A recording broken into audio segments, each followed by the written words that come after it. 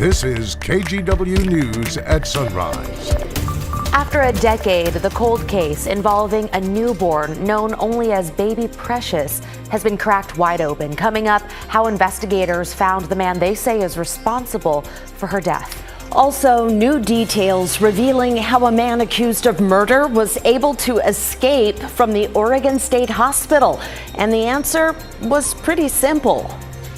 And take a look at this satellite imagery. You can see, is it called a jet stream, Rod? Or some, anyway, you can see moisture coming out of the Pacific. Yeah. Okay, oh, I got it, okay. It's that big curl on the left side of the screen. That's the big low developing, the jet stream on the southern tier of it that's coming at it. The arrows, Rod talking about that in just a minute here. But before that rain comes, we've got some nice warm weather today. Yes, I'm excited for it. We have one more day of, you ready? Summer! Oh, that was good. We did not rehearse that, by the way. Here's a look from the Wells Fargo camera.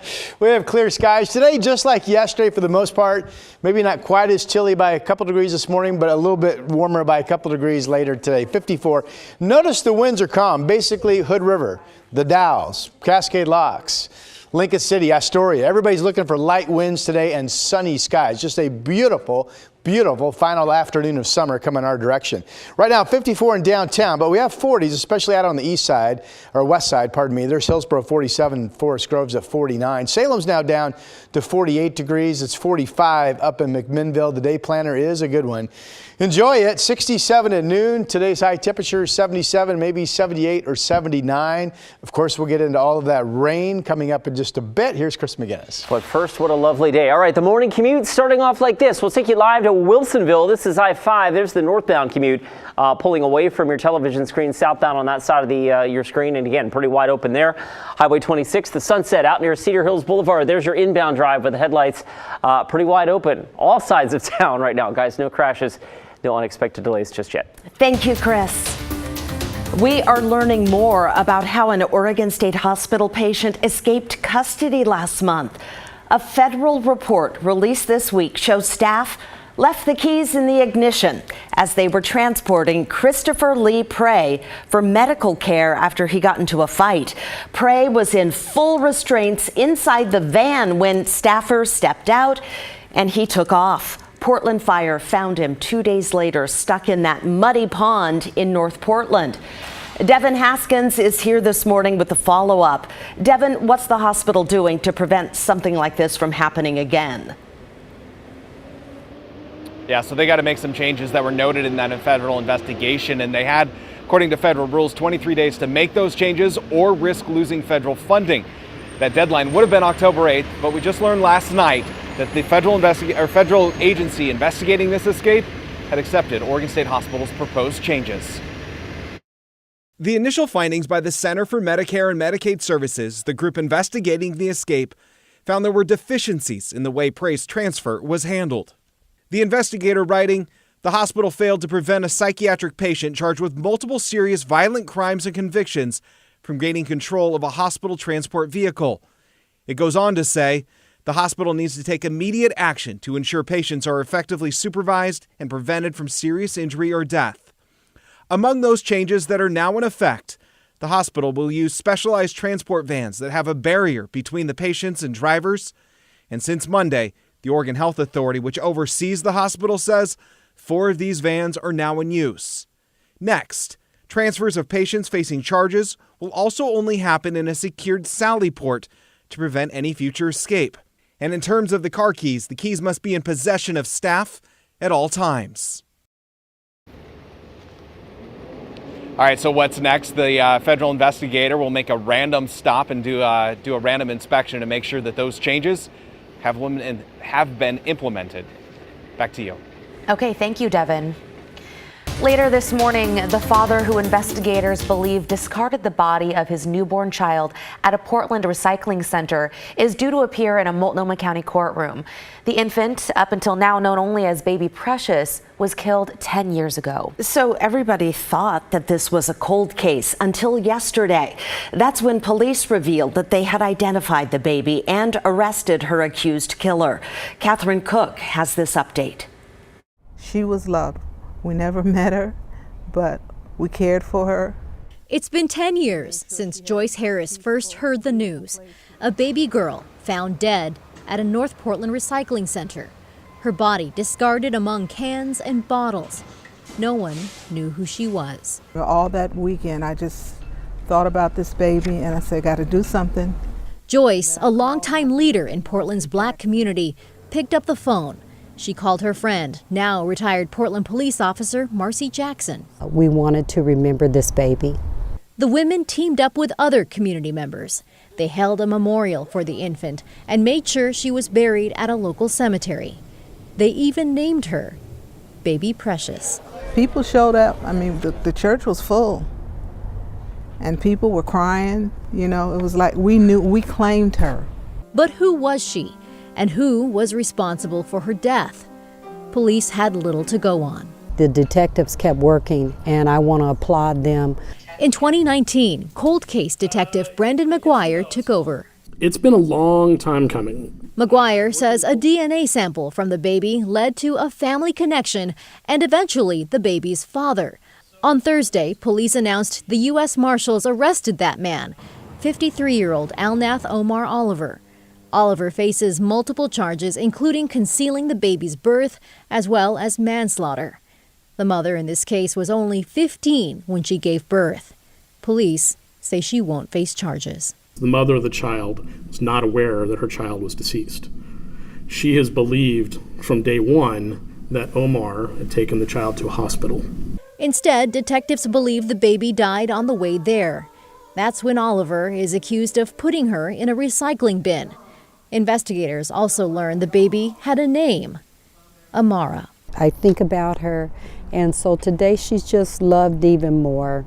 On what would have been Amara's third birthday, community members planted this rose bush at the Portland Police North Precinct, a representation of her life and a reminder to not forget it. And there is that rose, and there's one left just for her today, just for her today. Catherine Cook, KGW News. This morning, an Oregon lawmaker is among those asking for justice for a mother of 5 hit and killed by a car this week on Hall Boulevard in Tigard. Representative Andrea Salinas released this statement. It reads in part, "I will continue to fight for federal funding to reduce pedestrian injuries and fatalities along this dangerous roadway." Police say 45-year-old Maria Negrete was a passenger in her boyfriend's car Monday night. At some point, the two of them stopped in the center lane on Hall Boulevard to retrieve something in the road. That's when investigators say another car hit Negrete and then drove away. There is no description of the suspect's vehicle. The woman's family has set up a GoFundMe in her name. If you'd like to donate, search for Maria Negrete. Finishing touches are being put on a new space today in southeast Portland, dedicated to a man killed in a 2021 cycling crash. Ian Mauser was on a cross-country cycling trip when a pickup truck hit him. He was an avid biker and musician. In his memory, Mauser's family and friends created a nonprofit dedicated to helping young people find themselves through music. Being a part of making that a reality for kids from a very young age is really important to me. I see myself like playing drums a lot. That's awesome. The music center called My Voice Music will reach youth who don't have access to musical equipment with a pay what you can afford model. You can find out more about how to support its programs and vision at myvoicemusic.com.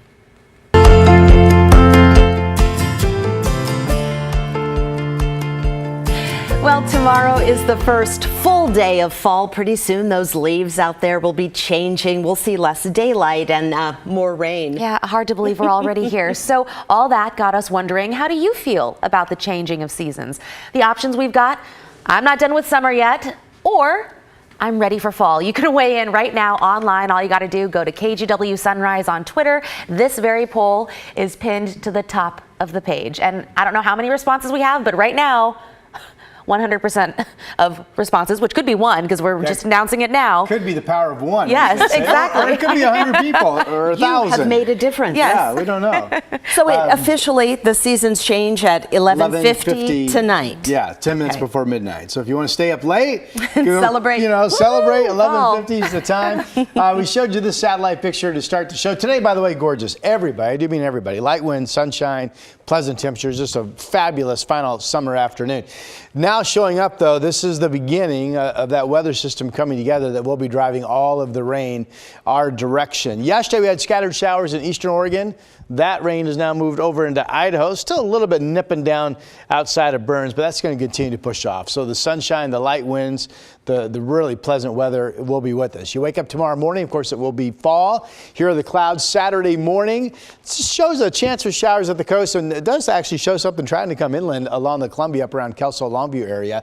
But most of us from Vancouver down through Salem and Albany, I think have a good chance to be at least mostly dry tomorrow morning into early afternoon. Here we are at 2 o'clock tomorrow. Now there is an expected wave of shower activity coming through in the afternoon. If you looked carefully, you saw some bright colors popping. Weather models like a low convection tomorrow, meaning could be some downpours mixed in those scattered showers. Here we are Sunday morning, still cloudy. I don't think we really see any sun this weekend.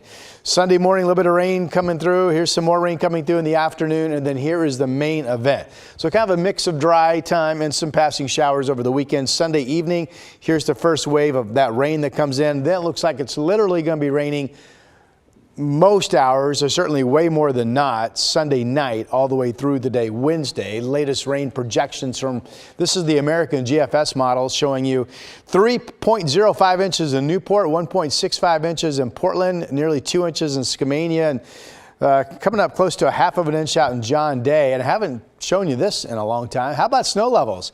Tuesday and Wednesday, snow level around 6,000 feet. Those are the 2 days we'll be at least watching the Timberline camera to see if we have some flakes up there. Current numbers mostly in the 40s. We have, holy cow, Burns 26. That's the coldest number I've seen so far this late summer season. 54 degrees in Portland. It is Friday, so if you're going to the coast, light winds, temperatures nearing 70 in some spots, sunny skies after any fog pockets. Here's today, 79 and sunny. Here's the rest of the 7-day. Right on cue. That is fall in the Northwest. Rod, thank you.